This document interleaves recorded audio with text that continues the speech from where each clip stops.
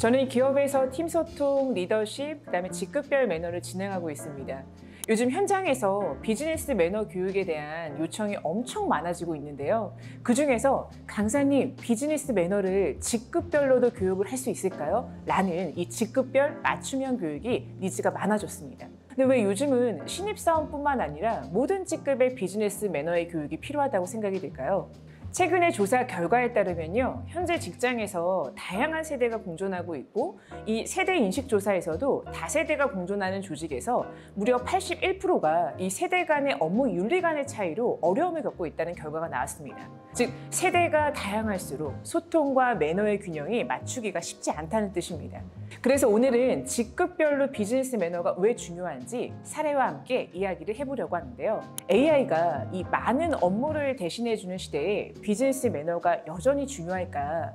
한번 생각해 보면 과거에는 비즈니스 매너를 교육하면 어떤 교육들이 좀 많았나요? 과거에는 복장이나 격식 있는 행동들이 매우 중요하게 여겨졌습니다. 하지만 지금은 신뢰성, 공정함, 투명함, 책임감 같은 이런 요소들이 훨씬 더 강조되고 있습니다. 제가 현장에서 비즈니스 교육을 하다 보면 많이 물어보는 질문 중에 어떤 동료와 어떤 선배와 일할 때 편안함을 느끼는지 물어보면 일 잘하는 동료, 문제가 생겼을 때 같이 해결해주는 동료, 책임감을 가지는 동료들이 많이 나왔습니다. 결국 비즈니스 매너는 단순히 예의범절의 문제가 아니라 업무의 효율성이나 신뢰성을 강화할 수 있는 매우 중요한 요소이고 각자 직급에 맞는 역량이라고 할 수 있습니다. 또한 이 AI 시대에 비즈니스 매너의 범위가 디지털 소통 매너로까지 넓어졌습니다. 이제 줌으로 회의하고 영상 교육도 받고 메신저로 업무 지시를 내리는 이런 것들이 일상이 되었습니다.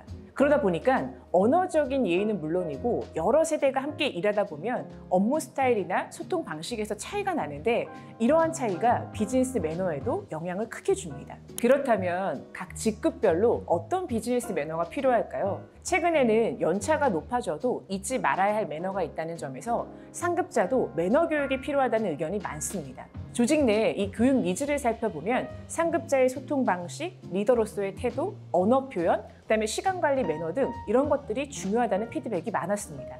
그러다 보니까 선배로서, 상사로서, 팀장으로서 이메일, 전화, 대면 회의, 메신저 등 세대가 개인에 따라 익숙한 방식으로 하고 있기 때문에 어떠한 부분에 익숙해졌는지 알아볼 필요가 있습니다.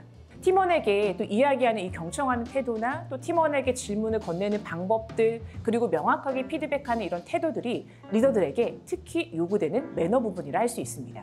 리더 외에 팀원들도 꼭 강조하고 있는 것들이 가장 기본인데요. 강사님, 이번 비즈니스 매너 중에 인사만 1시간 해주세요 라고 하는 이야기도 있었습니다.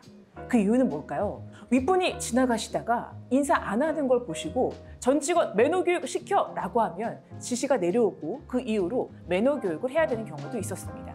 가장 기본이 되는 게 중요하다는 말처럼 오히려 사소한 인사 매너, 행동 매너, 언어 매너 이런 시간 매너를 놓치는 경우가 많거든요.